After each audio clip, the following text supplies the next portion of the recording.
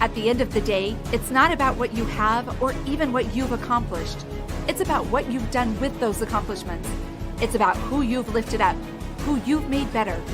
It's about what you've given back. Denzel Washington. Welcome to Inspire Vision. Our sole purpose is to elevate the lives of others and to inspire you to do the same. Rebeccah, welcome to the show.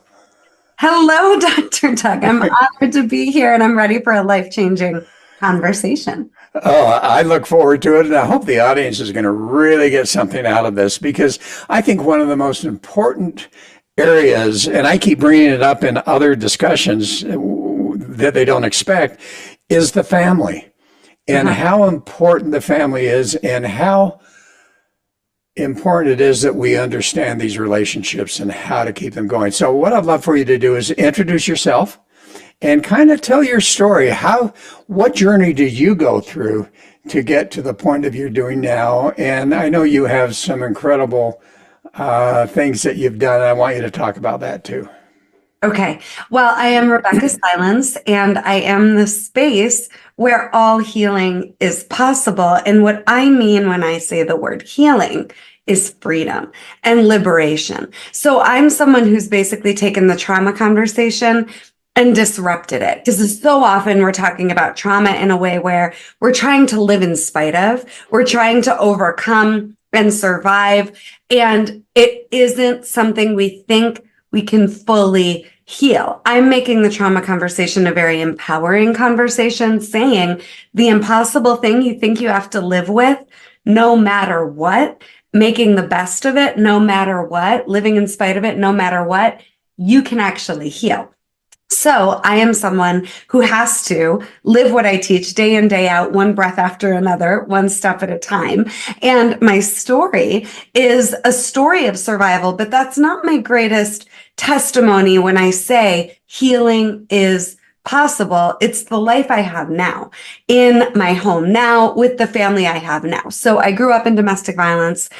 Regardless of what I understood and knew, I had become an expert in human behavior on so many levels with a master's degree in counseling as a nationally board certified music therapist. The information didn't matter. I had my first marriage as my childhood recreated another domestic violence situation, even with all my understanding. So in my second half of my 20s, I'm getting out of domestic violence marriage with a 2-year-old with all this understanding that I didn't know how to implement. So after the divorce, I decided I have to be way more integrated.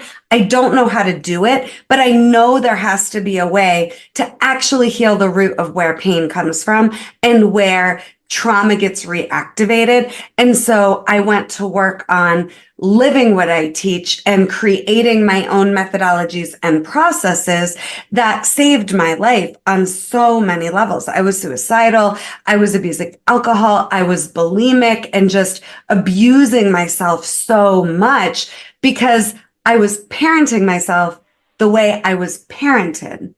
And if we don't learn how to unlearn and undo, again, it doesn't matter. Mindset and strategy won't be enough. Your understanding of the why behind your behaviors, it doesn't matter. What I teach now is what I call the practice of emotional healing, where it really is about nervous system regulation and emotional clarity that allows you to transcend any circumstance. You can plug into your spiritual GPS how you want to feel and who you want to be and become those things. And the practice of emotional healing was something I was getting pretty good at. And then I got diagnosed with cancer. I had a successful private practice. I was on the radio. I was waitlisting clients 6 months. And I got diagnosed with cancer after getting married a second time and pregnant a second time.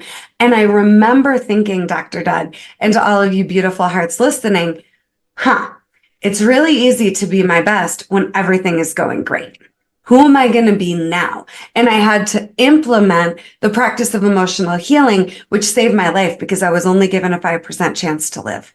And all the doctors were telling me it was time to prepare my will. It was time to prepare for my death. I was 34 and I was unwilling to believe I was going to die. So for me, it took cancer to really integrate and to put into place the spiritual work of being emotionally healed, which guided me in leading my own health and cancer journey into getting to this point today.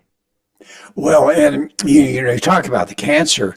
What happened there? And do you feel like some of what you went through was part of healing the cancer, or was it a medical situation, or what went on?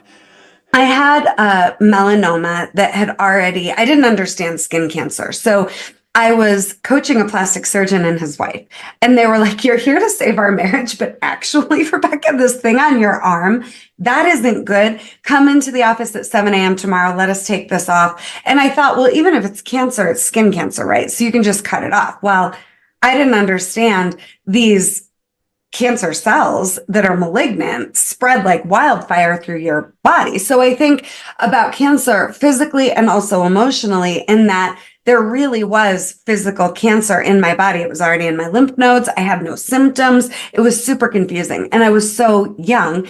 And then, I will never forget the moment that I realized I'm in bed. I have had 20 cancer related surgeries, and I ended up quitting chemo after 4.5 months because the chemo I was on was literally killing me. All the nerves down my right leg were dying, and I had what's called drop foot. I was in so much pain. I was losing my marbles and my memory. I wasn't really sure what was going on so much of the time. I decided I'm going to quit chemo. And disclaimer, don't recommend anybody quits chemo. I recommend you get so clear, you follow your guidance system. But your question is amazing when it comes to how did my past play into the cancer? Because I'll never forget the moment I realized this isn't a reactivation of my trauma. My trauma prepared me. If I could survive that, I can survive this. And I know how to commit to staying alive and to resilience in impossible situations. And if I can survive the incest of my childhood, I can beat this. And that was the moment that healed me, became in charge of the mission called healing and saving my life when it came to the cancer, when I recognized all that. Wow. And it's gone.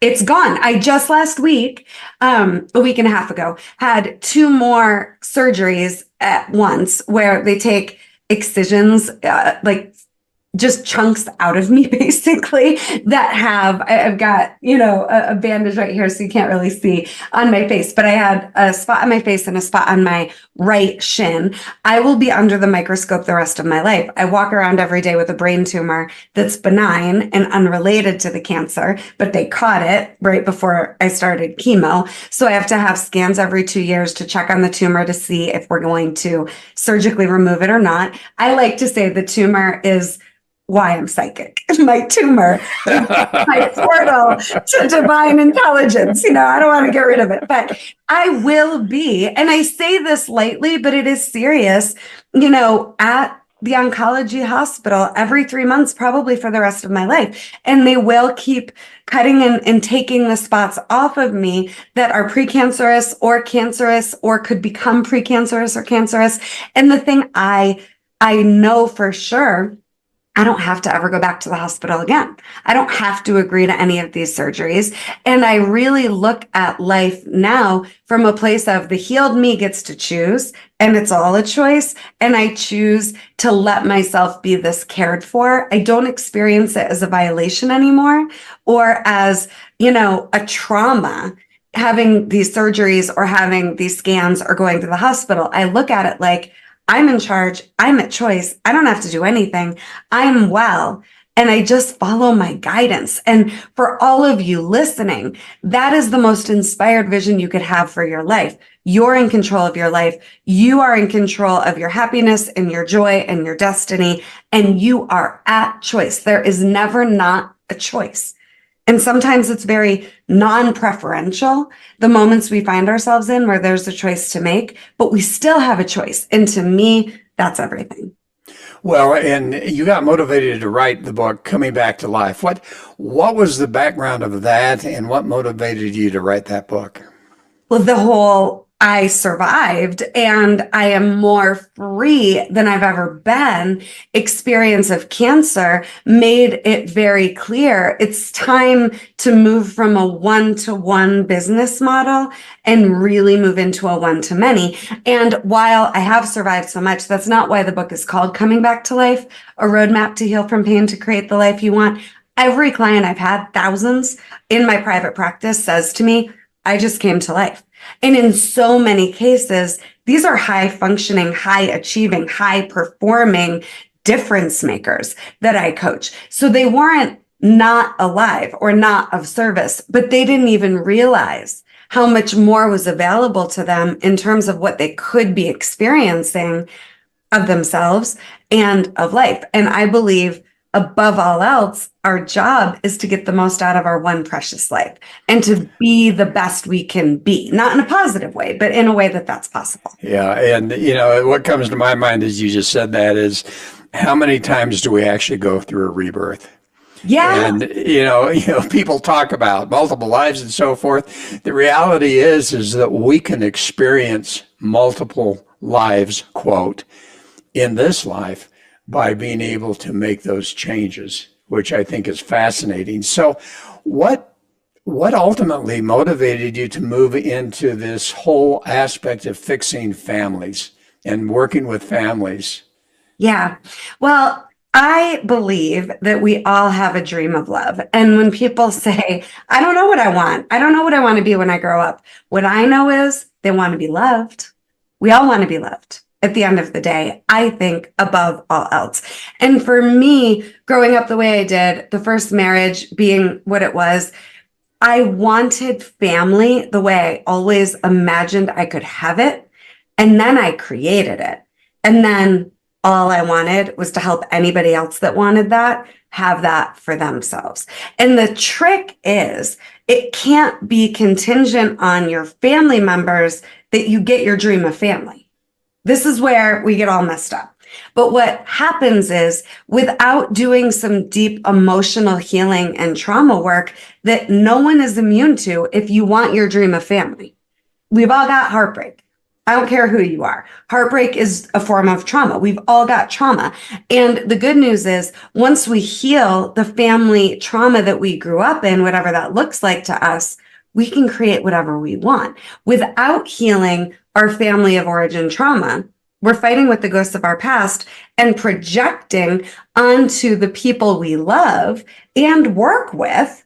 Now you're my dad. Now you're my wicked stepmother. Now you're my brother. Now you're my evil grandmother. You're the babysitter that abused me.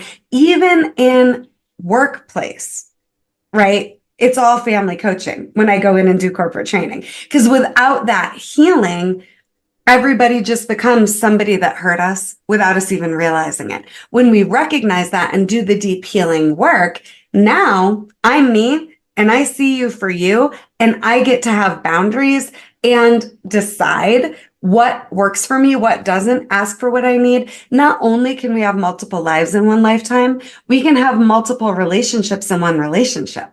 But until we've cleared the past, it's not the healed me, and I'm just reactivated dealing with somebody else that's reactivated. And so I just want people to have the experience of joy and peace and love that's possible for them in family if they want it. And for, 15 years of my private practice, I was Vanilla Ice, the rapper. If you had a problem, I would solve it. I was everything to everyone. And then I just decided family is my focus because I want kids to have healed parents. And I want those that want it to have their dream come true love story and their ideal experience of family. Well, and you made a comment which I just loved about parenting ourselves the way we have been parented. I've never heard it put that way before, but I love it because it's true. We tend to, control ourselves the way that we've been, quote, controlled or affected by our upbringing, by our parents. And so number one, how do we reach that level of awareness that says, okay, this is not the life I want. Yeah. I want something different. Yeah. The most important thing to understand is there's two directions we can go in, right? Avoiding our pain or pursuing our pleasure. And I don't think we wake up one day and we know who we are. I think we wake up one day and we know enough. Something's got to give. But what most people do when they reach that point of enough, something's got to give, is they try to change the scenery around them. They try to change their circumstances, the people in their lives. They're not going, I got to really get honest with myself about how I want to feel and what I want for me. It is the most important question to answer. And that's what I'm talking about. The direction of pursuing pleasure is about being courageous enough and honest enough to go, I'm following my guidance in the direction of what I want versus I'm avoiding pain. I'm avoiding disappointment. I'm avoiding more heartbreak. I'm avoiding more hurt.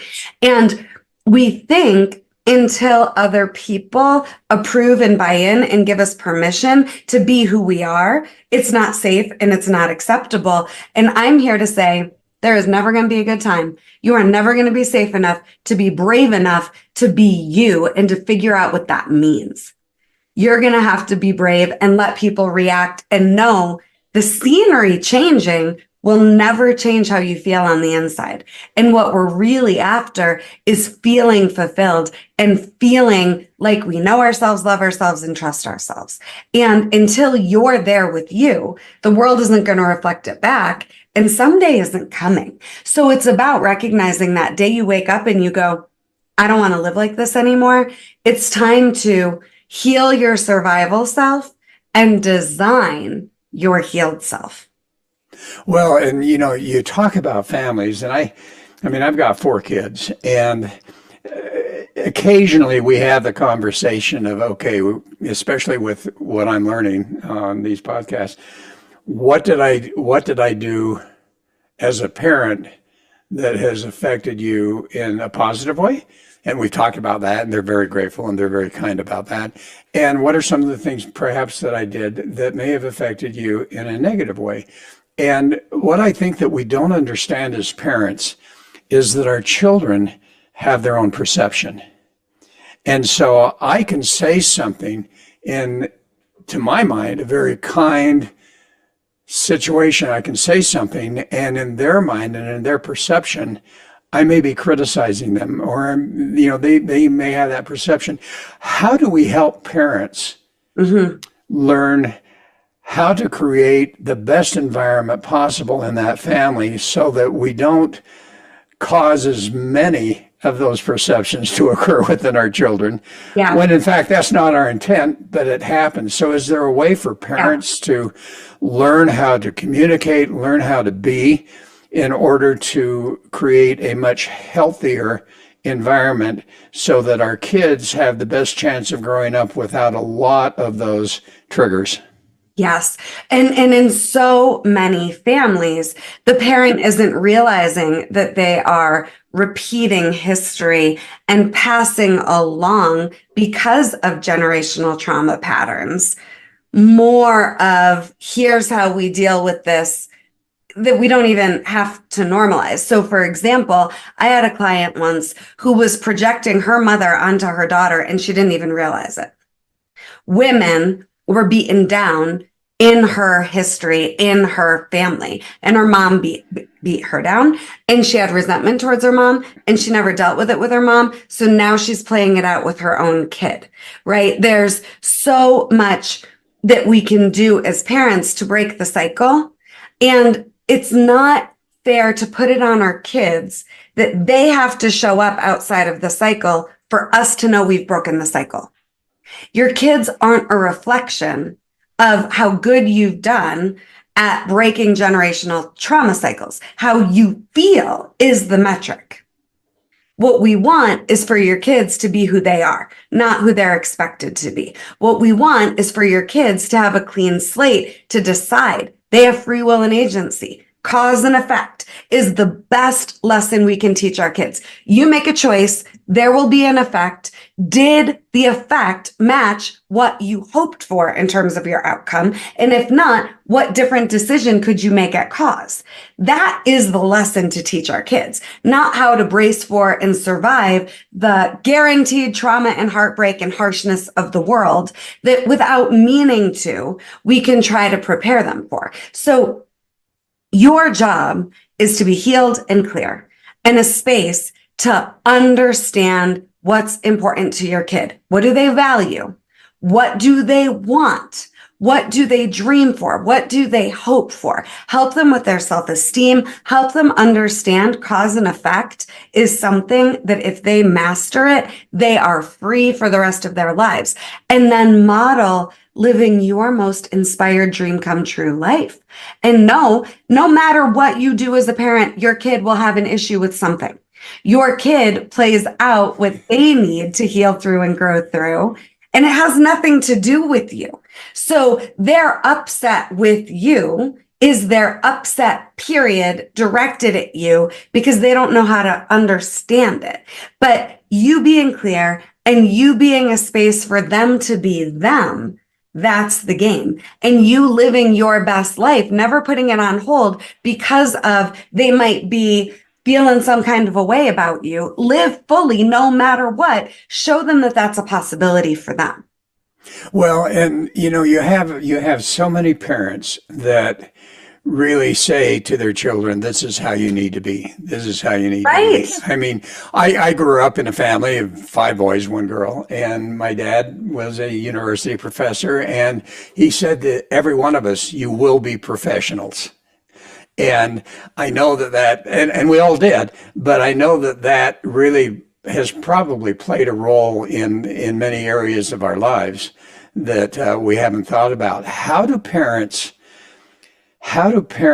get to the point where they recognize, number one, that they've got to work on themselves, and number two, it's interesting how so many parents watch their children and their behavior.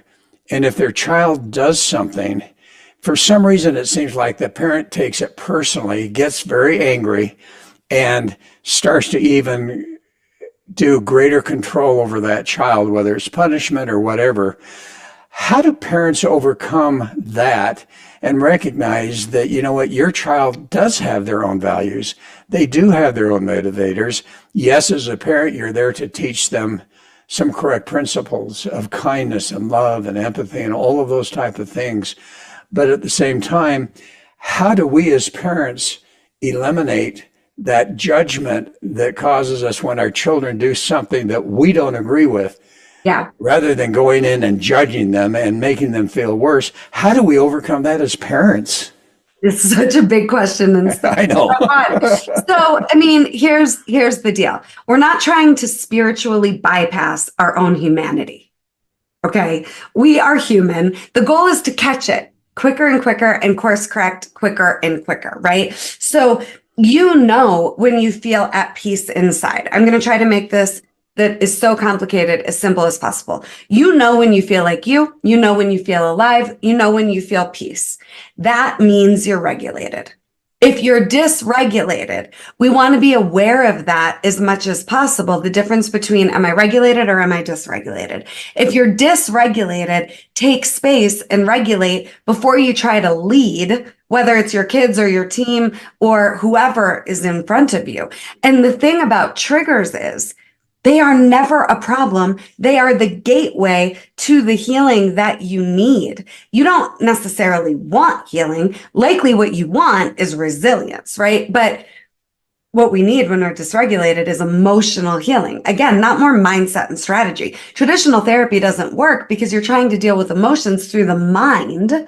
You're trying to intellectually figure out what to do instead of looking at who you're being. So in a moment with your kid where you're taking something personally or they're coming at you, I hate you. How could you? You're ruining my life. We've all had it. I have 3 kids. I've heard it. Even from the 9-year-old, I've heard, they're mad at me or whatever.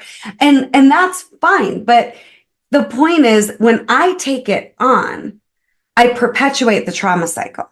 When I go, you are welcome to your feelings, they're valid. You are welcome to your emotions, they're valid. You are welcome to what you need and what you want, it's all valid. But I'm not going to stand here and take disrespect. We're going to communicate respectfully until we get to a solution that works for us both. That's the goal. So ask them more questions without taking it on. Don't take on their pain.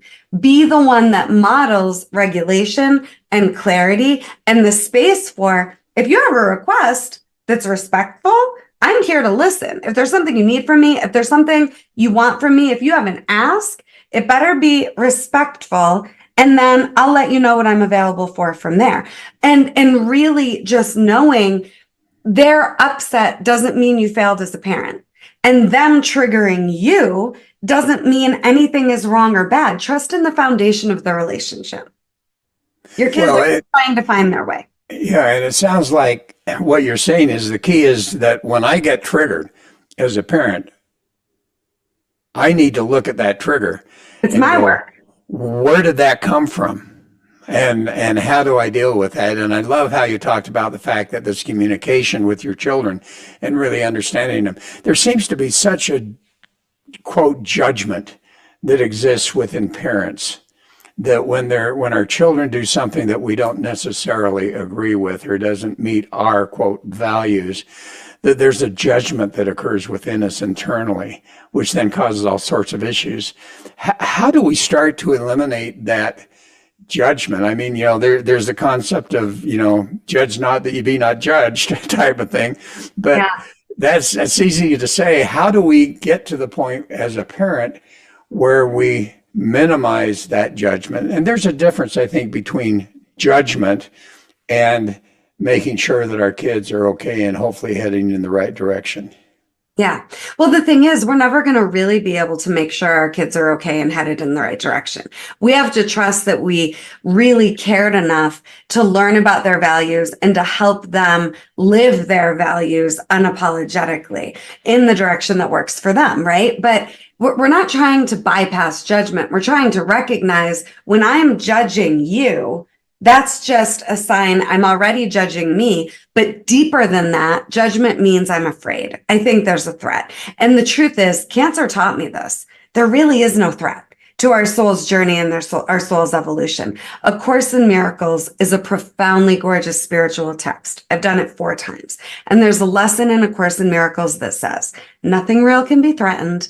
Nothing unreal exists. Herein lies the peace of God. And that quote saved my life when I was sick because I knew I could live like I was going to live and the rest wasn't up to me. So did my actions align with my commitment to my life? That's what carried me through.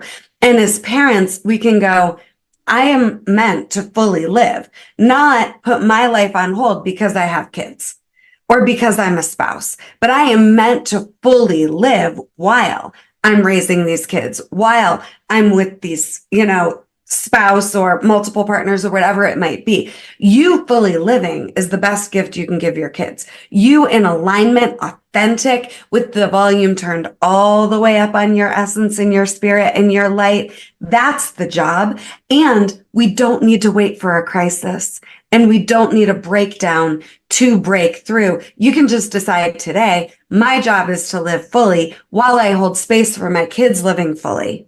And I can let them know the real me. And I can be very interested and curious about knowing the real them and nurturing. They are safe to decide who they want to be in this lifetime. And there's nothing they can do to make me love them less. And again, I think the best gift we can give our kids as parents is, I want you to be who you are, not who I need you to be. Well, and, I think for some that's so difficult. And yet I think what you're saying is so true. We talk about relationships, whether it's be parent-child, relationship with your, significant other, or relationships with people in general or in work and so forth. And, what I hear so often, particularly in relationships with a special other person, is they're so difficult. It's not worth it type of thing. How do you get to the point where you believe that a relationship can truly be happy, blissful, have joy, in spite of the few little, irritations that come up here and there. How does someone develop it to that point where they believe that, there is this hope and in fact they can achieve it? Yeah.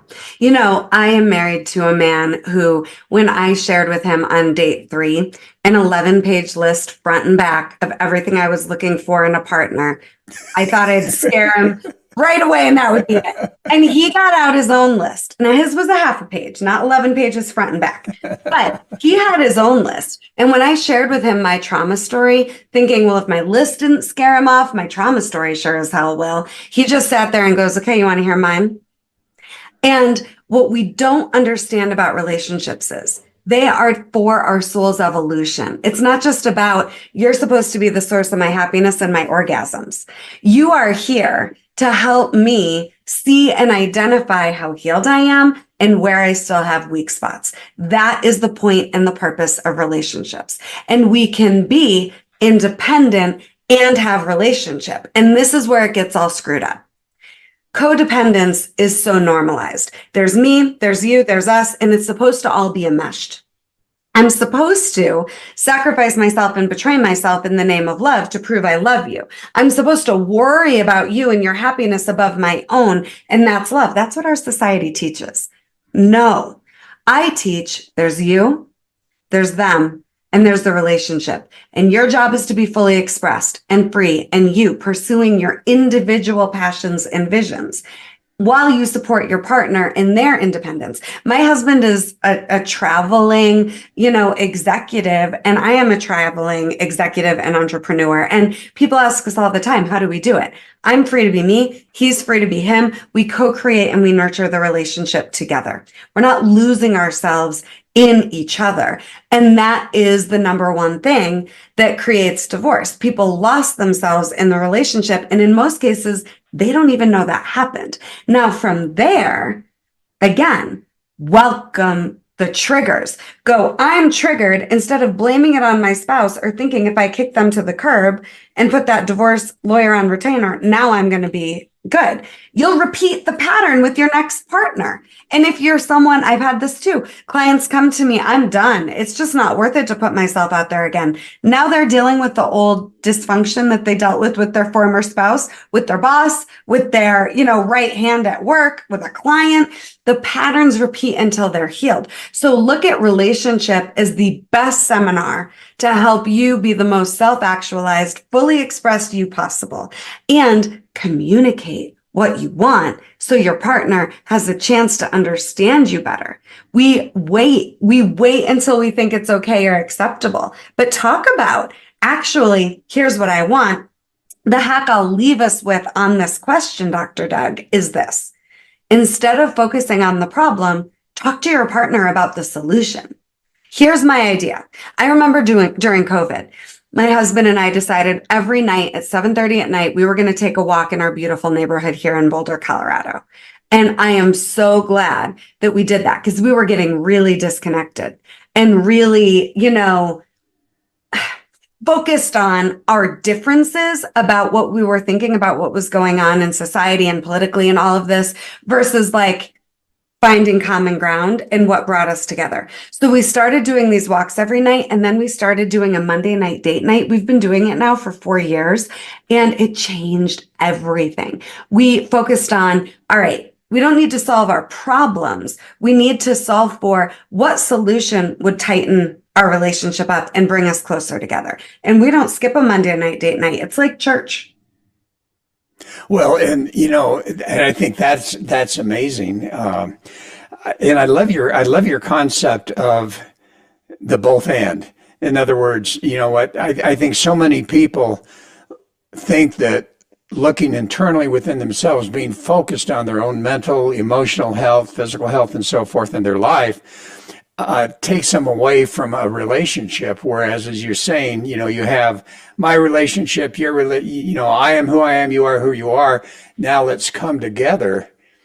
And all of a sudden it's a both and type of situation. But you brought up the codependency. That seems to be a very, very common experience for many people, but even more important, perhaps, as you said, it's a mentality that exists now in our society, is that somehow we put ourselves into a codependent relationship, or we put ourselves in a relationship where, these are some things that are really important to me, and the other person says, I'm not going to support you in that. No, no, no, this is what I need.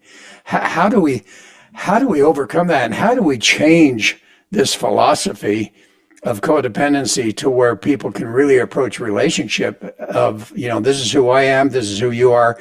Yeah. As we come together, this is something that we can make work, or we look at it and say, you know what, this isn't going to work. Let's move forward into a different situation.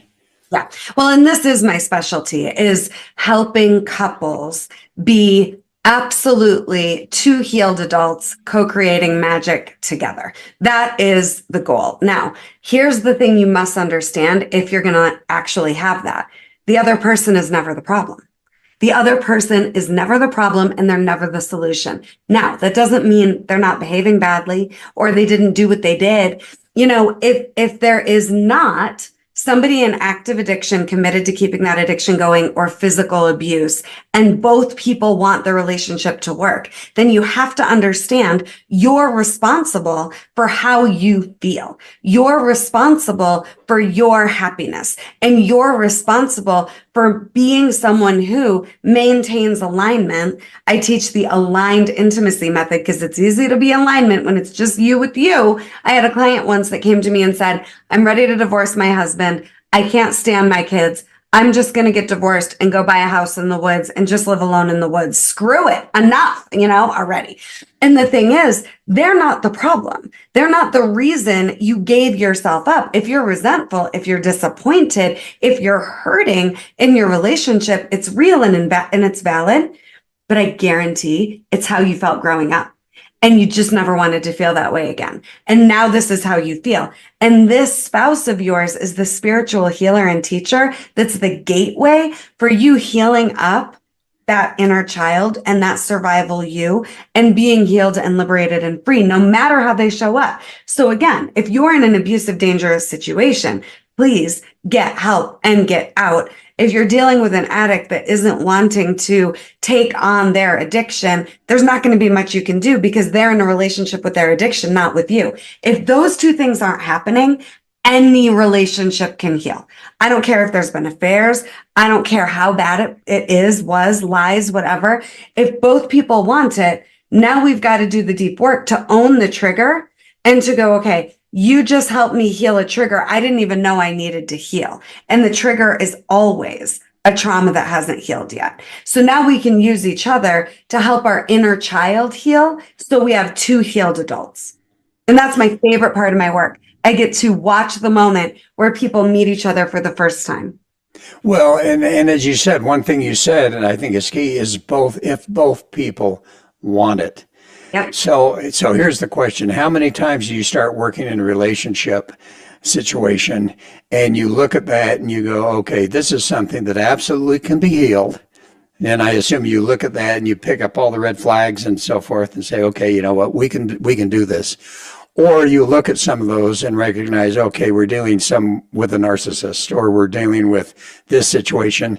This isn't going to work. At what point in time do you tell people, you know what, it's time to separate and move on to a different life?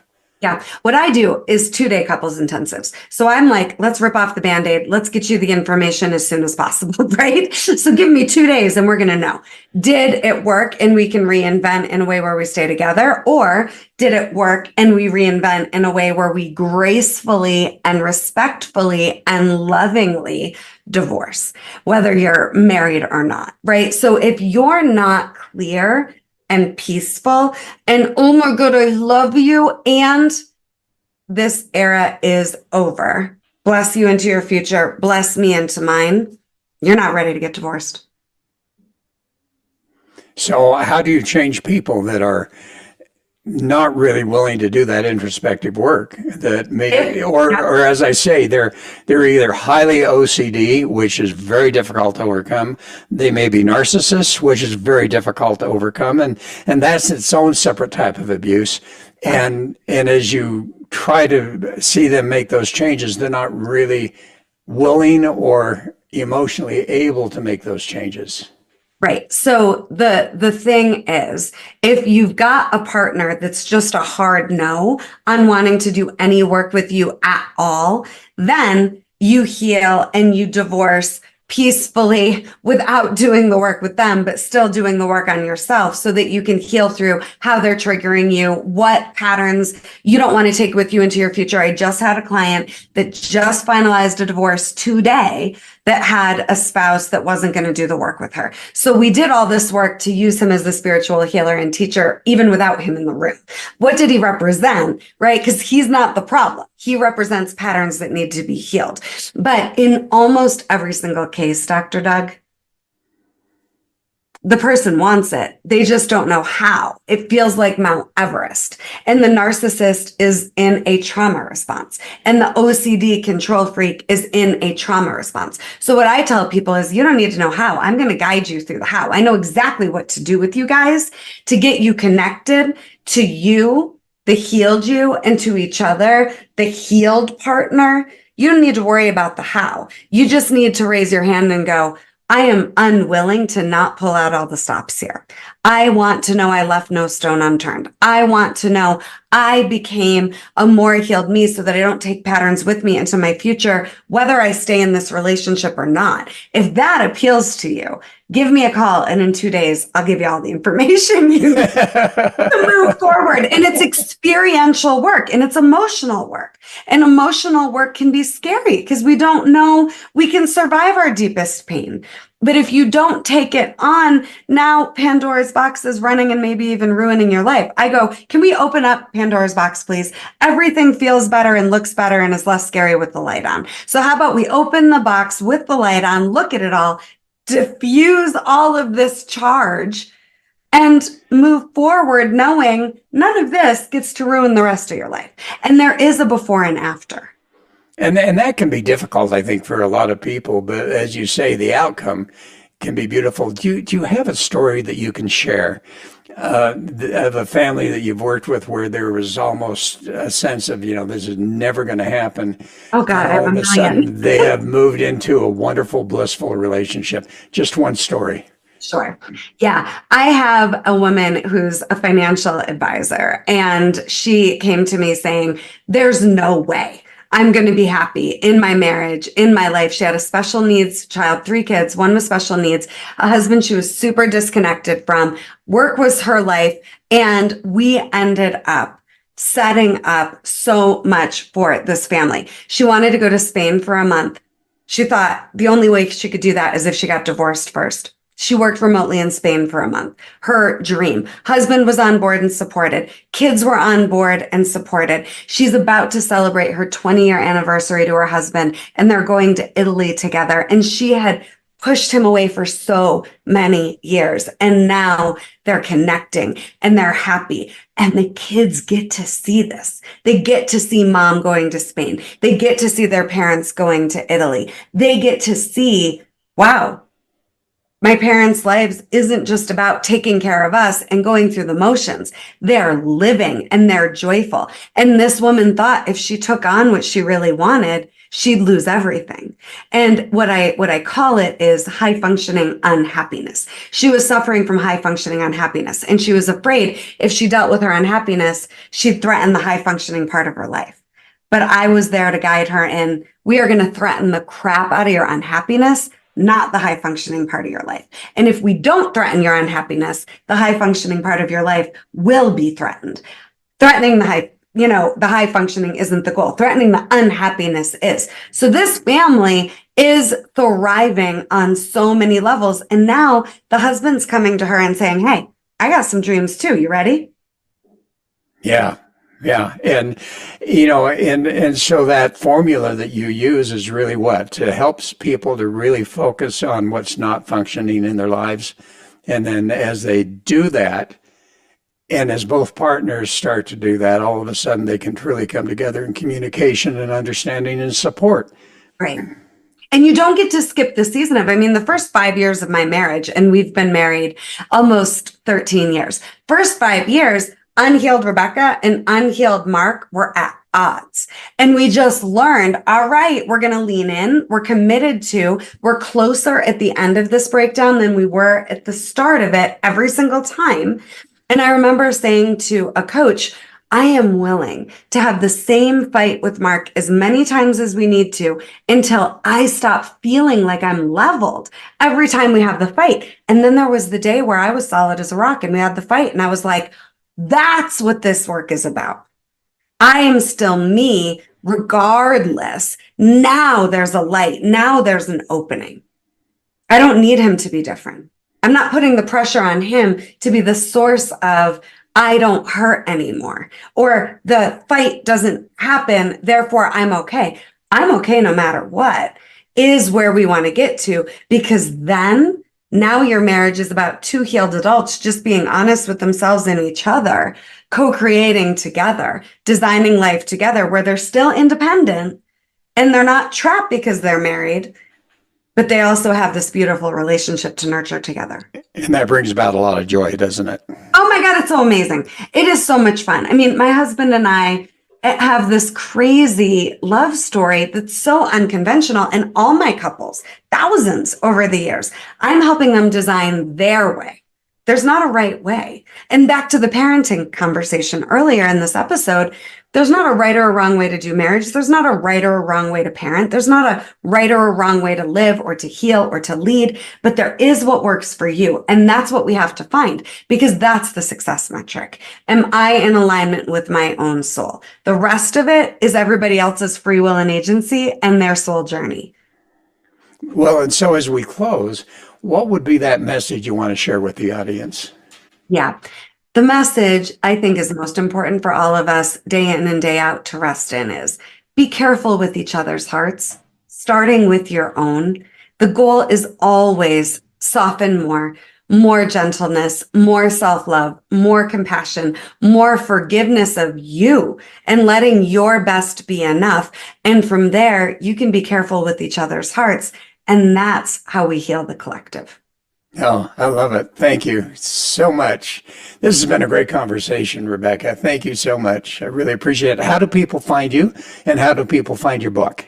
Yes. So please visit me at RebeccahSilence.com. Rebeccah has an H, ReBeccah, silence, like be quiet, even though I'm not, .com, RebeccahSilence.com. You can find the book. You can find my courses, which if you don't want to do the VIP premium 2-day intensive with me, buy my emotional survival kit for $500 and transform your family. It is money back guarantee. So good. Also available at RebeccahSilence.com, as well as how to work with me privately. Information is available there as well. You can also follow me on all the social channels. I have a YouTube channel with just a lifetime worth. It's like Disneyland. You wouldn't be able to get through all the content if you tried, but amazing shows and episodes at my Rebeccah Silence YouTube channel available as well. Well, I love it. Thank you so much, folks. I hope you really have got something out of this. And please, please, if you're experiencing some challenges, give her a call, go to the website, get that book, go through that course, whatever it takes, because ultimately our whole life is meant to be joyful and happy. Yeah. So this is Dr. Doug saying thanks for listening. Join us again soon. Namaste.